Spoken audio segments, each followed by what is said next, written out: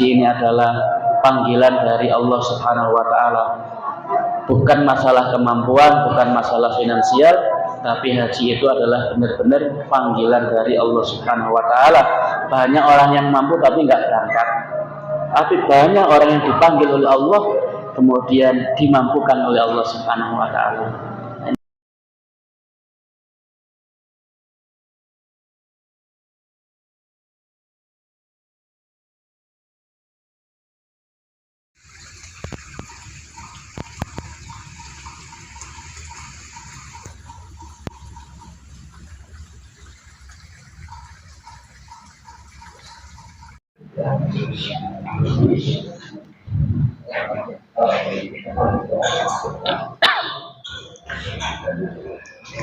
Assalamualaikum warahmatullahi wabarakatuh.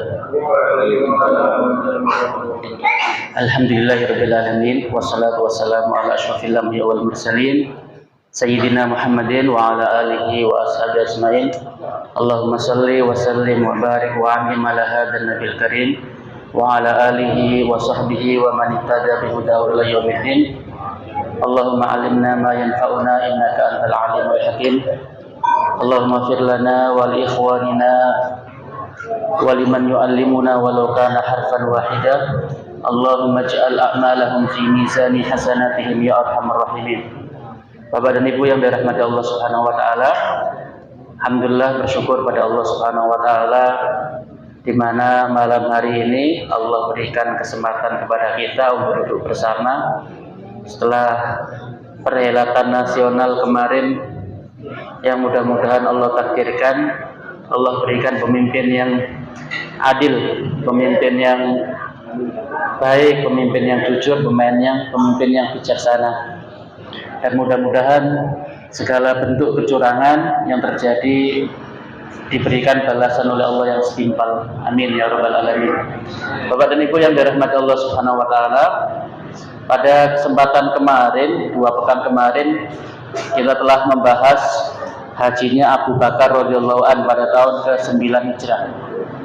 Ketika tahun ke-9 Hijrah, Rasulullah tidak haji karena salah satunya adalah di Ka'bah masih banyak patung-patung.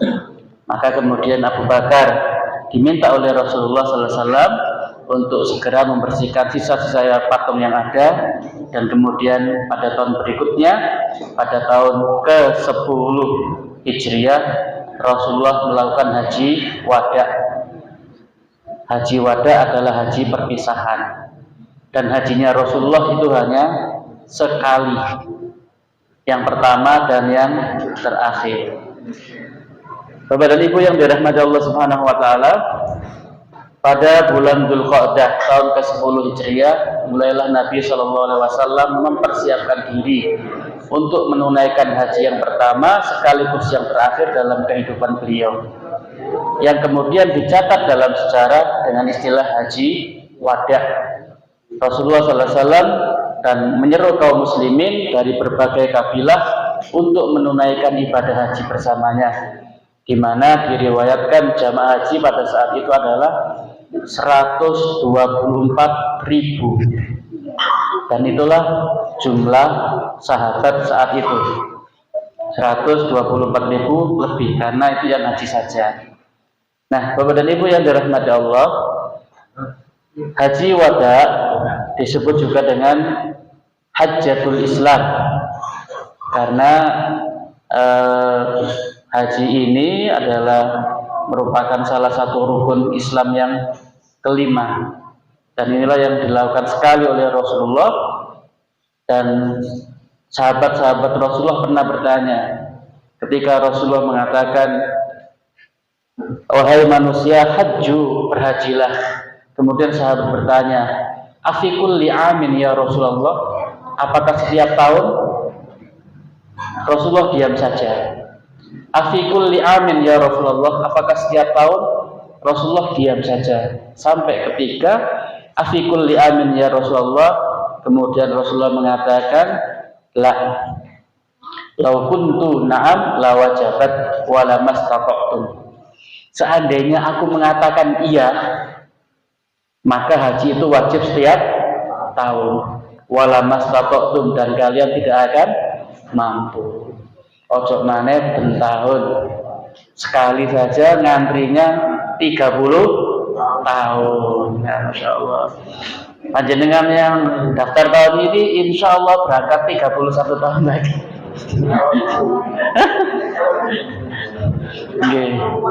Kecuali ada keajaiban. Kecuali haji yang tanpa antri. Haji yang tanpa antri. Nah, haji ini, haji wada juga disebut dengan Hajjatul Balagh. Haji di mana Rasulullah al-Balagh, menyampaikan segala hal. Dan ini adalah deklarasi Rasulullah bahwasanya Rasulullah telah menyampaikan semua yang diperintahkan oleh Allah Subhanahu wa taala. Di dalam Sirah Nabawiyah dikatakan, li'annahu alaihi salatu wassalam ballaghan nas syar'allah fil hajj.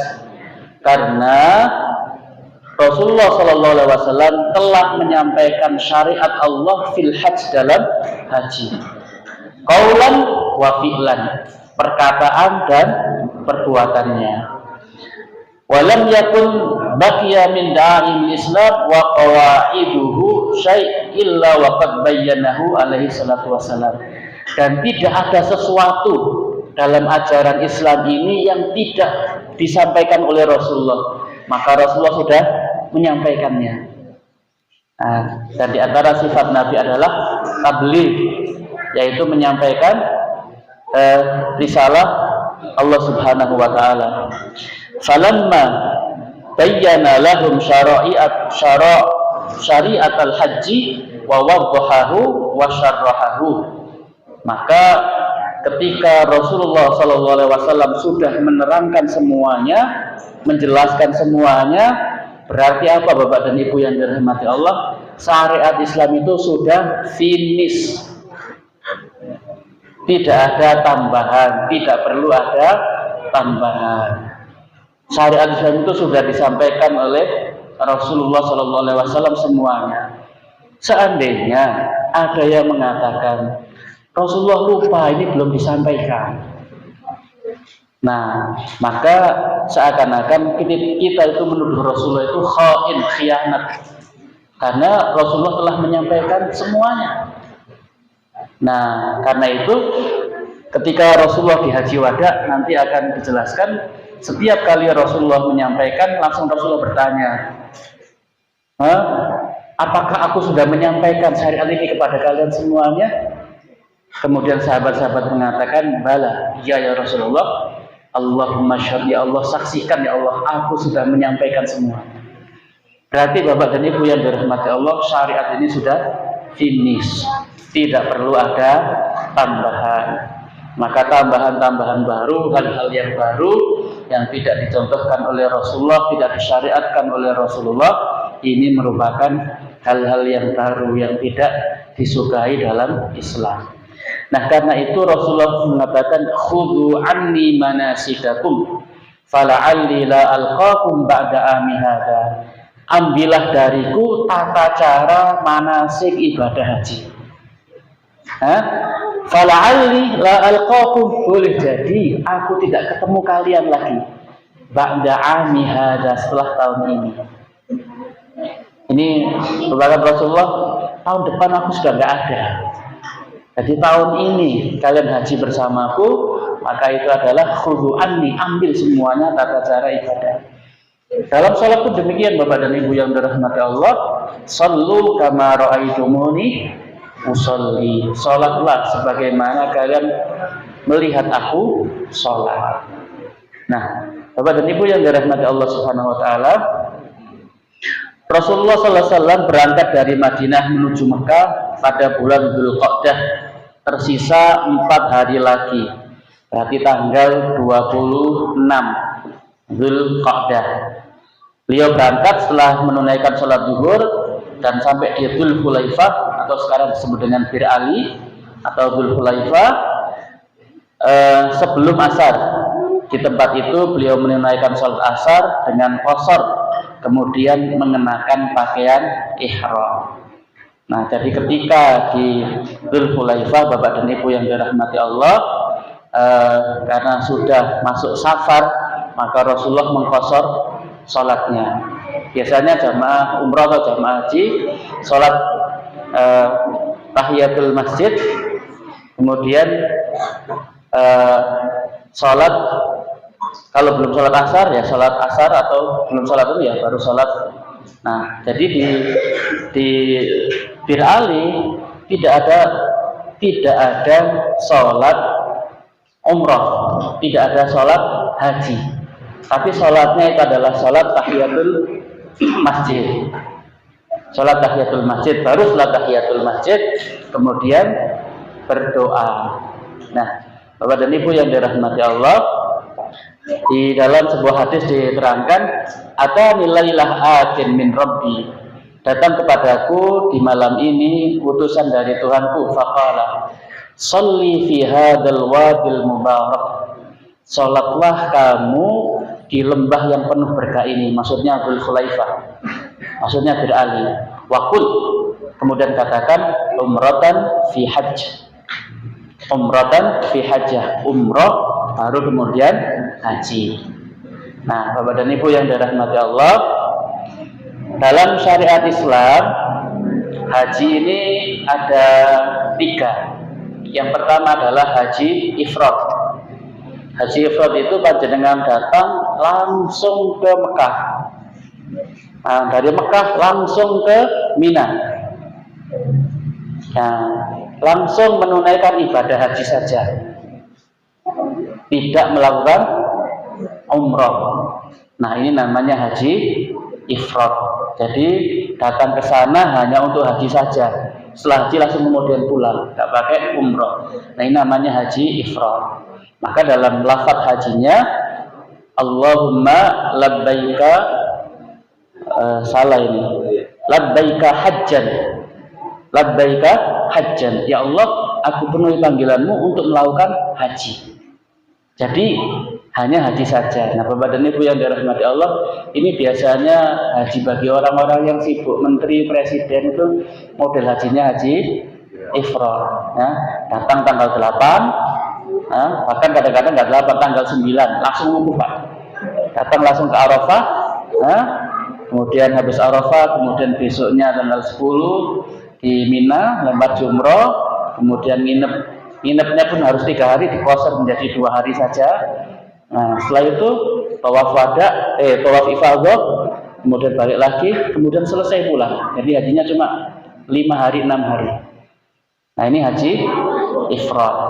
Nah, yang haji seperti ini Bapak dan Ibu yang dirahmati Allah tidak perlu bayar dam, tidak perlu nyembelih kambing atau sapi atau unta. Nah, yang kedua adalah haji tamattu. Haji tamattu. Haji tamattu itu seperti yang dilakukan oleh jamaah haji Indonesia secara umum. Umroh dulu baru haji. Maka lafaz hajinya labbaik Allahumma umratan wa hajjan. Labbaik Allahumma umratan, labbaik Allahumma umratan mutamatti'an bila ilal hajj, mutamatti'an biha ilal hajj. Ya Allah, aku penuhi panggilanmu untuk umrah kemudian haji. Jadi umrah dulu selesai, baru kemudian istirahat. Nah, kenapa dinamakan tamattu? Karena ada bersenang-senangnya. Panjenengan kalau pakai ihram, maka ada mahdzuratul ihram, larangan-larangan ihram. Tidak boleh pakai pakaian yang berjahit, tidak boleh pakai celana dalam, tidak boleh pakai wangi-wangian. Nah, maka ketika selesai tahallul, kemudian orang boleh melakukan segala hal. Nah, itulah namanya tamattu, bersenang-senang. Nah, maka ada bersenang-senangnya, baru kemudian tanggal 8 memulai niat haji. Nah, ini namanya haji tamattu. Nah, kalau ini nyembelih hadiyu. Nah, yang ketiga Bapak dan Ibu yang dirahmati Allah, itu adalah haji qiran. Haji qiran itu menggabungkan antara niat umroh dan haji dalam satu waktu. Bedanya apa? Bedanya kalau setelah umroh selesai, maka tidak lepas baju tapi langsung nyambung ke haji. Nah ini berat Bapak dan Ibu yang dirahmati Allah, khususnya buat bapak-bapak. Berat, kenapa? Tidak ganti-ganti baju ihram. Nah ini berat ini. Nah, kalau nggak musim dingin nggak apa-apa ya. Kalau musim dingin lumayan, gitu. Jadi umroh dulu, tapi belum langsung nyambung ke haji, nggak pakai tahallul, langsung nyambung ke haji. Nah ini Bapak dan Ibu yang dirahmati Allah. Nah kemudian di dalam Bapak dan Ibu yang dirahmati Allah, para ulama selalu menambahkan dalam niatnya. Umpama kita ini haji tamattu, labbaik Allahumma umratan mutamatti'an biha ilal hajj. Kemudian setelah itu mengatakan fa in habasani habis famahalli haitsu habastani. Jika menghalangiku sebuah halangan, maka tempat tahallulku adalah di mana engkau menghalangiku ya Allah. Artinya begini, umpama kita dalam perjalanan ternyata naudzubillah mendapatkan serangan jantung, dibawa ke rumah sakit kan gitu. Nah dalam kondisi pakai ihram, nah kan nggak boleh tahallul kan gitu ya, nggak boleh tahallul. Maka ketika dia meniatkan dengan syarat fa'in habasani habis, jika telah menghalangiku sebuah halangan, apakah sakit, apakah peperangan, apakah bannya bocor atau macam-macam, famahalli haitsu habastani, maka tempat tahallulku adalah di mana engkau menghalangiku ya Allah. Nah orang yang seperti ini maka tidak kena dam, tidak wajib nyembelih. Dam itu adalah pelanggaran yang dilakukan oleh seorang apabila melanggar larangan-larangan ihram, maka dia harus bayar dam. Dan damnya itu adalah bisa menyembelih seekor kambing, atau puasa, atau memberi makan orang-orang miskin. Nah ini Bapak dan Ibu yang dirahmati. Tapi kalau orang meniatkan dengan itu, maka dia tidak kena dam. Ini. Nah biasanya ini penting Bapak dan Ibu yang dirahmati Allah. Jadi kita nggak tahu di jalan itu ada halangan apa kan gitu. Nah, apakah sakit atau apa, kemudian tidak bisa, maka dibawa ke rumah sakit, maka tidak kena dam. Nah Bapak dan Ibu yang dirahmati Allah Subhanahu Wa Taala, hajinya Rasulullah itu haji qiran, dan Rasulullah membawa 100 onta dari Madinah ke Mekah. 100 onta. Dan syarat haji qiran itu memang membawa hadiyu, membawa binatang sembelihan. Makanya ketika Rasulullah haji dan Rasulullah melihat sahabat-sahabat yang tidak membawa, maka Rasulullah perintahkan untuk merubah niatnya dari haji qiran menjadi haji tamattu. Nah, karena haji tamattu boleh beli hadiyunya di Mekah. Itu Rasulullah memerintahkan untuk sahabat-sahabat merubah niatnya dari qiran menjadi haji tamattu. Nah, Bapak dan Ibu yang dirahmati Allah Subhanahu Wa Taala, Rasulullah perjalanan dari Madinah ke Mekah selama 8 hari. Jadi kalau tadi berangkat tanggal 26, nyampe 4 Dzulhijjah, 8 hari. Kemudian umroh, kemudian karena qiran nyambung ke haji tanggal 8 langsung haji. Nah ini Bapak dan Ibu yang dirahmati Allah. Nah setelah menempuh perjalanan 8 hari, sampailah Rasulullah SAW di tanah kelahirannya, di tanah Makkah Al-Mukarramah. Beliau tawaf di Ka'bah, kemudian sa'i, Shafa dan Marwah. Nah tawaf pertama Bapak dan Ibu yang dirahmati Allah, ini namanya tawaf qudum. Tawaf selamat datang. Tawaf selamat datang. Nah, dalam tawaf selamat datang ini maka disunahkan untuk membuka pundak sebelah kanan dan menutup pundak sebelah kiri ketika tawaf, dan disunahkan di pertama kali itu lari-lari kecil. Nah, 3 pertama itu lari-lari kecil. Nah, ini Bapak dan Ibu yang dirahmati Allah. Nah, ini tapi untuk tawaf berikutnya, tawaf kedua adalah tawaf ifadah. Tawaf ifadah merupakan rukun daripada haji. Nah, tawaf ifadah. Nah, tawaf ifadah ini nanti setelah melempar jumroh. Nah, dan yang ketiga adalah tawaf wada, tawaf perpisahan ketika mau pulang ke Indonesia.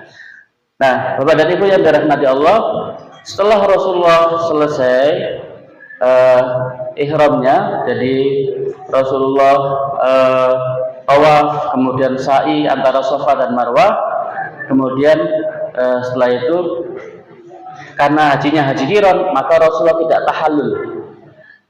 Tapi kalau hajinya haji tamattu, cukur rambut, bukan memendekkan rambut, karena nanti ada tahallul lagi yang kedua setelah melempar jumroh.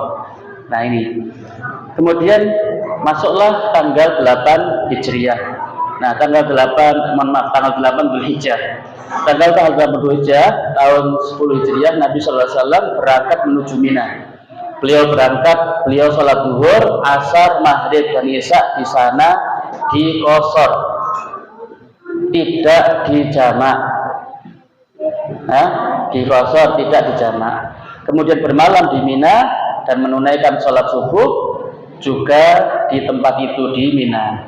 Jadi ini namanya Yaumu At-Tarwiyah pada tanggal 8 Dzulhijjah, dan ini hukumnya sunnah.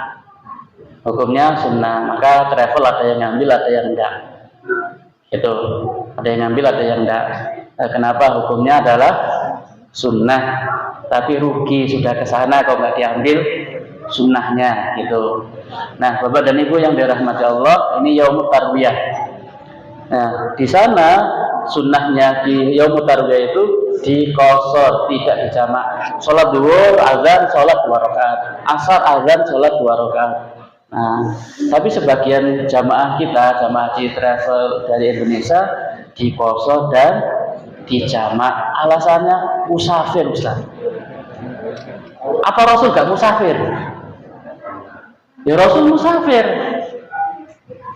Makanya Rasul mengatakan khudhu anni manasikakum. Ambillah tata cara ibadah haji itu dariku, bukan menurut akalmu. Nah, jadi sunnahnya itu adalah di qasar. Apakah salah di jamak? Ya tidak salah karena musafir kan gitu. Karena musafir. Tapi Rasulullah, kenapa kok Rasulullah enggak menjamaknya kan gitu ya? Padahal Rasulullah musafir, perjalanannya lebih berat dari kita. 8 hari naik onta kan gitu ya. Nah, Bapak dan Ibu yang dirahmati Allah, kemudian tanggal 9 Dzulhijjah, setelah matahari terbit, beliau berangkat menuju Arafah. Setelah matahari mulai bergeser condong ke barat, ya setelah zuhur ya, pas setelah zuhur kemudian condong sedikit ke barat. Nah, maka Rasulullah Shallallahu Alaihi Wasallam mulai memberikan khutbah. Nah, tempat di mana Rasulullah berkhutbah itu, maka disitulah dibangun sekarang Masjid Namirah. Bukan Namirah sini ya, Namirah sana, bukan Namirah Lamongan juga ini. Nah, tempat Namirah ini, Bapak dan Ibu yang dirahmati Allah, itu sebagiannya di Arafah, sebagiannya itu di Musdalifah. Sebagiannya itu di Arafah, sebagiannya itu di Musdalifah. Karena sekarang itu masjidnya karena besar. Ya. Rasulullah dulu di khutbahnya di Arafah, maka namanya khutbah Arafah. Tapi tempat itu beliau di perbatasan. Beliau di perbatasan. Makanya ketika dibangun masjid, masjidnya itu sebagian di Arafah, sebagian di Musdalifah. Nah, Bapak dan Ibu yang dirahmati Allah Subhanahu wa taala, apa isi khutbah Arafah Rasulullah sallallahu alaihi wasallam? Khutbah Arafahnya beliau mengatakan, ayyuhan nas isma'u qawli, wahai manusia, dengarkan perkataanku. Fa inni la adri la alqakum ba'da ami hadza fi hadzal mauqif abada. Aku tidak tahu apakah aku akan bertemu kalian setelah tahun ini, setelah kesempatan ini. Inna dima'akum wa amwalakum haramun alaikum ka hurmati yaumikum hadza. Sesungguhnya darah kalian, harta kalian, kehormatan kalian itu diharamkan kepada kalian seperti hari ini diharamkan. wa fi syahrikum hadza, seperti bulan ini, wa fi baladikum hadza, dan seperti bulan ini. Ala kullu syai'in min amril jahiliyah tahta qadami mawdu'. Seluruh perkara-perkara jahiliyah semuanya di tempat ini dihapuskan. Jadi perkara-perkara jahiliyah, orang yang lebih menghormati, atau orang itu dihormati karena kedudukan, karena keturunan, karena ningrat dan sebagainya, maudhu, semuanya dihapuskan. Ini yang pertama. Wa anna awwala damin adau min damamina damun ibnu Abi Rabi'ah ibnu al-Haris wa kana mustarbi'an fi Bani Sa'dah. Wa ribal jahiliyah maudhu, dan riba jahiliyah juga dihapuskan. Jadi diantaranya adalah pertama, haram melakukan pertumpahan darah.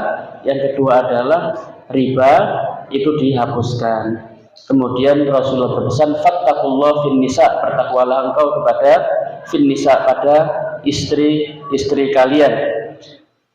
Fa innakum akhadtumuhu bi amanatillah, sesungguhnya kalian mengambilnya dengan amanah dari Allah. Wastahlaltum furujahunna bi kalimatillah, dan kalian halalkan kehormatan-kehormatannya dengan kalimat Allah Subhanahu wa taala, maksudnya dengan akad nikah. Kemudian Rasulullah juga menegaskan, ayuhan nas innahu la nabiyya ba'di, sesungguhnya tidak ada nabi setelah aku. Kemudian wa ati'u ulatu amrikum tadkhulu jannata rabbikum, taatlah kalian kepada pemimpin kalian, maka kan akan masuk Tuhan kalian. Kemudian Rasulullah faqala bi isba'ihi as-sababah bi raf'ihi ila sama, maka Rasulullah mengatakan dengan telunjuk tangannya sampai mengarah ke langit, dan Rasulullah mengatakan wayangkatuha ilan nas Allahumma syhad Allahumma syhad Allahumma syhad, ya Allah saksikan, ya Allah aku sudah menyampaikan, saksikan ya Allah aku sudah menyampaikan. Nah, Bapak dan Ibu yang dirahmati Allah Subhanahu wa taala, nah ini di antara isi khutbah Arafah. Kemudian di akhir khutbah, wa antum tas'aluna anni fama antum qailun wa antum tus'aluna anni, dan kalian nanti di hari kiamat, kata Rasulullah, akan ditanya tentangku, tentang Nabi. Qalu, kemudian orang-orang yang hadir saat itu mengatakan, nashhadu annaka qad ballaghta, kami bersaksi ya Rasulullah, engkau telah menyampaikan, wa addaita, dan engkau telah menunaikan, wa nasahta, dan engkau telah memberikan nasihat. Faqala bi isbi'ihi sababah yarfa'uha ila sama', dan menunjukkan kepada orang-orang, Allahumma syhad Allahumma syhad Allahumma syhad, ya Allah saksikan, ya Allah saksikan aku telah menyampaikan semuanya. Nah, ini menunjukkan Bapak dan Ibu yang dirahmati Allah, bahwasanya syariat Islam ini telah sempurna dan Rasulullah telah menyampaikan segalanya. Ketika itu maka turun ayat al-yauma akmaltu lakum dinakum wa atmamtu alaikum nikmati wa raditu lakumul islam madina. Pada hari ini telah kusempurnakan untuk kamu agamamu, dan telah kecukupkan kepadamu nikmatku, dan telah kuridhoi Islam sebagai agamamu. Nah, ini Bapak dan Ibu yang dirahmati Allah. Nah, ini di Jabal Rahmah. Nah, ini di Arafah, kan di Jabal Rahmah ini tempat ini aja. Nah, Bapak dan Ibu yang dirahmati Allah, ketika mendengar itu maka Umar menangis. Ketika Rasulullah berkhutbah seperti itu, maka Umar menangis. Kemudian Umar bertanya, apa yang membuat menangis wahai Umar? Maka Umar pun menjawab bahwasanya ajal Nabi SAW telah dekat. Ajal Nabi SAW telah dekat. Apabila syariat telah sempurna dan wahyu pun akan terputus, dan jika wahyu telah terputus maka tibalah saatnya Rasulullah kembali ke haribaan Rabbnya Azza wa Jalla. Dan itulah kekurangan yang dimaksud Umar, yakni kehilangan Nabi SAW. Maka di sini Bapak dan Ibu yang dirahmati Allah, di agama ini dimulai di Mekah dan diakhiri di Mekah. Nah, ini disinilah kita mengetahui keagungan kota Mekah. Di sanalah syariat suci ini dimulai dan di sana pula syariat itu disempurnakan. Nah, Bapak dan Ibu yang dirahmati Allah, kemudian Rasulullah mabit di Musdalifah, jadi tanggal 9 di Arafah. Kemudian sampai matahari tenggelam. Nah, setelah matahari tenggelam, maka kemudian berangkat menuju Musdalifah. Nah, di Musdalifah Rasulullah mabit. Nah, Bapak dan Ibu yang dirahmati Allah, mabit ini kalau secara bahasa mabit itu adalah bermalam. Nah, bermalam itu tidur. Bermalam itu tidur. Tapi kemudian banyak yang menafsirkan mabit itu singgah sebentar. Singgah sebentar, karenanya banyak jamaah-jamaah itu singgah sebentar saja. Turun, yang penting turun, ngambil batu, kemudian berangkat lagi. Nah, kalau contohnya Nabi, ya Nabi itu mabit, istirahat, tidur. Nah, baru kemudian besoknya tanggal 10 Dzulhijjah, ketika matahari sudah mulai terang, kemudian Rasulullah berangkat menuju Mina. Nah, ketika Rasulullah di Mina tanggal 10 Dzulhijjah, maka Rasulullah melempar jumroh Aqabah. Jadi jumroh ada jumroh ula, ada wusta, ada kubro. Kubro ini namanya Aqabah. Dan hari pertama hanya melempar 7 saja di jumrah Aqabah. Setelah itu kemudian Rasulullah menyembelih 100 ekor onta. Onta yang dibawa tadi dari Madinah. 63 beliau sembelih dengan tangannya sendiri. Dan sisanya diserahkan kepada Ali bin Abi Thalib untuk menyembelihnya. Nah, ini Bapak dan Ibu yang dirahmati Allah. Nah, ini di tanggal 10 Dzulhijjah apa yang dilakukan oleh jamaah haji? Pertama, lempar jumroh. Yang kedua, tahallul. Nah, ini tahallul asani. Kalau tadi disunahkan hanya mencukur, kalau sekarang sunnahnya itu pelontos. Nah, karena nggak ada tahallul lagi kan gitu ya. Nah, kemudian yang ketiga adalah kenapa kok tahallul? Supaya orang bisa lepas baju ihramnya. Nah, setelah tahallul kemudian yang ketiga adalah nyembelih hadyu. Bagi yang haji qiran, bagi yang haji tamattu, maka nyembelih hadyu. Kalau nggak mampu, maka bisa diganti puasa 10 hari. Salasatun fil haji wa sab'atun idza raja'tum tilka 'asyaratun kamilah. 3 hari puasa di sana dan 7 di tanah airnya. Biasanya ini teman-teman mahasiswa hajinya haji tamattu tapi gak mampu nyembelih hadyu, maka diganti mereka puasa di sana, puasa 11, 12, 13. Ini hari tasyrik, ini gak boleh puasa, tapi bagi orang yang haji tamattu boleh gitu. Nah, maka mereka puasa. Nah, kemudian 7 hari diselesaikan di tanah air. Jadi 10 puasanya itu adalah 10. Nah, Bapak dan Ibu yang dirahmati Allah, kemudian di hari itu boleh melakukan tawaf ifadhah. Jadi berangkat ke Mekah untuk melakukan tawaf ifadhah. Tetapi biasanya jamaah haji kita mengakhirkannya biar nggak bolak-balik, karena kreditnya itu luar biasa, macetnya itu luar biasa. Bisa jadi perjalanan jalan kaki lebih cepat daripada mobil. Nah, ada terowongan Mina kan gitu ya, ada jalur Mina. Nah, Bapak dan Ibu yang dirahmati Allah Subhanahu wa taala, nah, Rasulullah sallallahu alaihi wasallam khutbah lagi di Mina. Setelah khutbah, beliau sallallahu alaihi wasallam mencukur rambutnya, kemudian menunggangi kendaraannya berangkat menuju Mekah untuk melakukan tawaf ifadah dan sholat zuhur di Mekah. Di sana beliau minum air Zam-Zam, setelah itu kembali bermalam di sana. Nah, ini jadi malam 11. Nah, kemudian tanggal 11, tanggal 12, dan tanggal 13 ini mabit dan melempar jumroh 21 7 berarti 21. Jadi tanggal 11 itu 21, tanggal 12 juga 21. Nah, bagi orang yang tergesa-gesa maka boleh mabitnya itu 2 hari saja, 11 dan 12. Maka ini dinamakan nafar awal. Nafar awal. Nah, tapi bagi yang menyempurnakannya hari ke-13, nah ini maka namanya nafar tsani. Nafar tsani. Nah, Bapak dan Ibu yang dirahmati Allah, di Mina, jadi Rasulullah khutbah itu enggak sekali. Di Arafah khutbah, di Mina tanggal 10 khutbah, tanggal 11 khutbah lagi.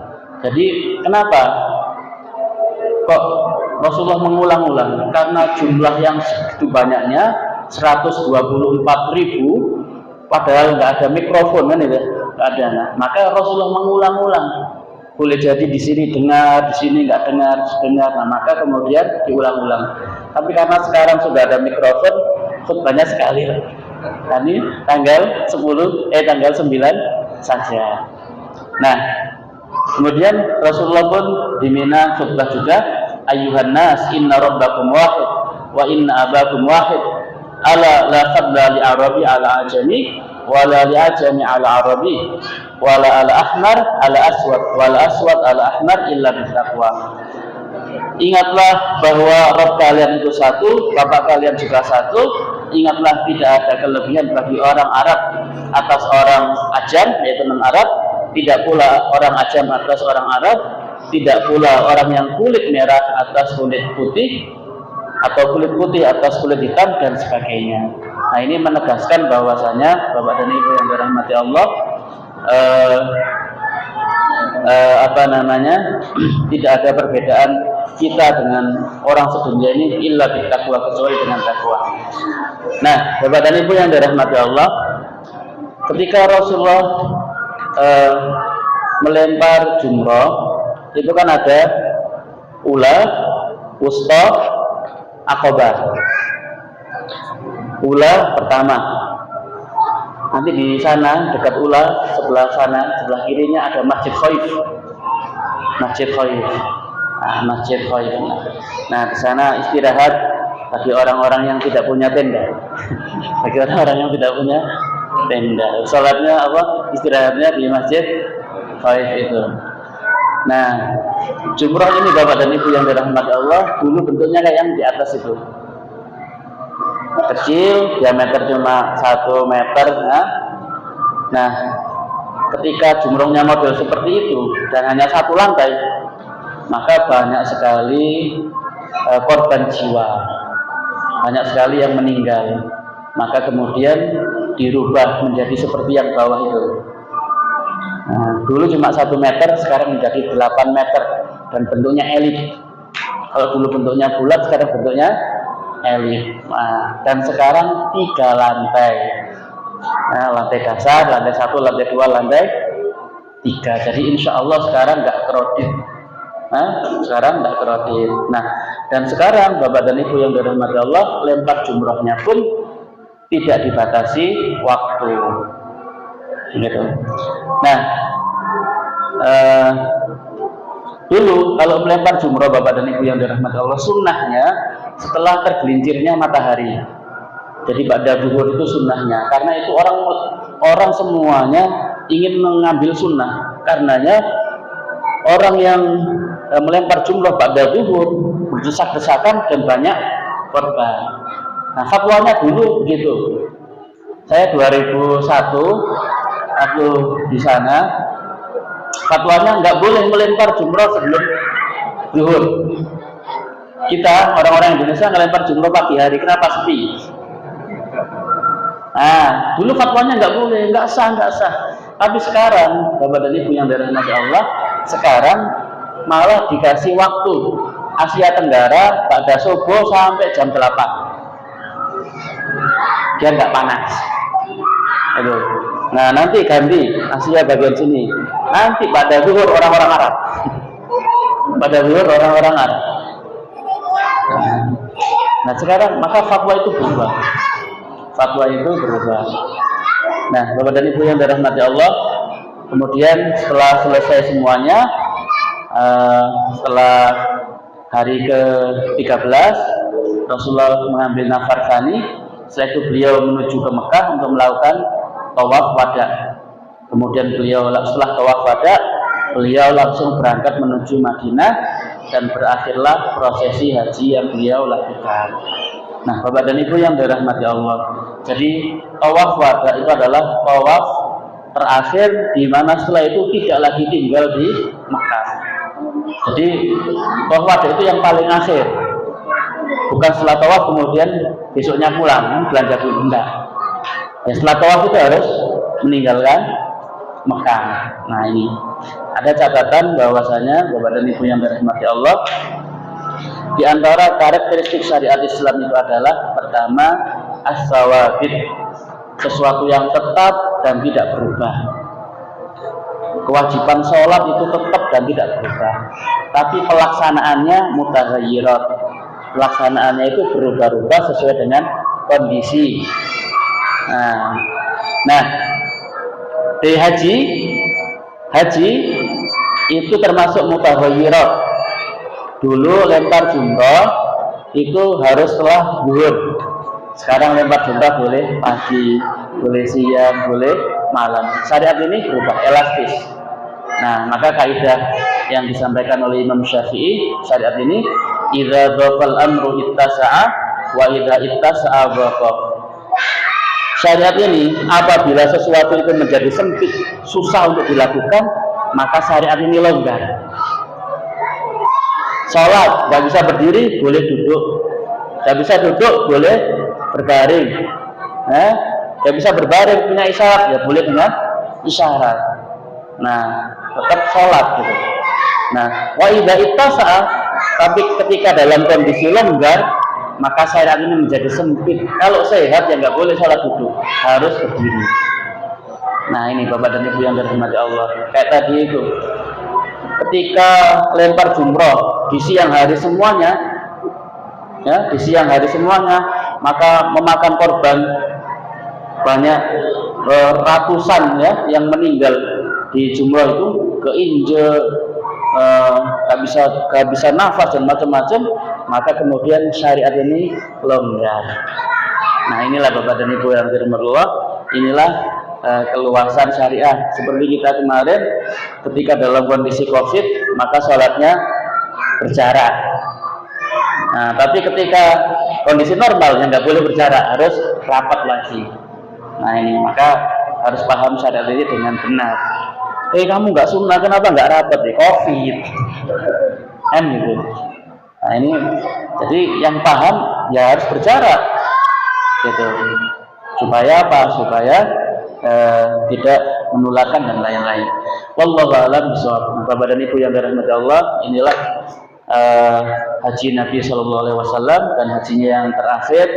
Dan haji ini adalah panggilan dari Allah Subhanahu Wa Taala.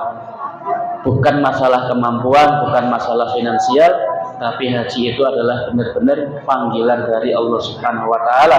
Banyak orang yang mampu tapi nggak berangkat, tapi banyak orang yang dipanggil oleh Allah kemudian dimampukan oleh Allah Subhanahu Wa Taala. Ini maka kita minta kepada Allah supaya Allah memanggil kita dan memampukan kita. Yang penting itu niatnya, Pak. Yang penting itu niatnya. Saya nggak pernah kepikiran saya bisa haji kan gitu. Nah, saya bisa haji, tapi alhamdulillah biidznillah dengan izin Allah Subhanahu Wa Taala saya kuliah di Madinah kan gitu. Nah, haji ini ada berangkat Madinah Mekah kan gitu. Nah, jadi ya semua qadar Allah, semua bukan kita mampu, tapi Allah lah yang memampukan kita. Subhanakallah bihamdika, asyhadu an la ilaha illa anta, astaghfiruka wa atubu ilaik. Assalamualaikum warahmatullahi wabarakatuh.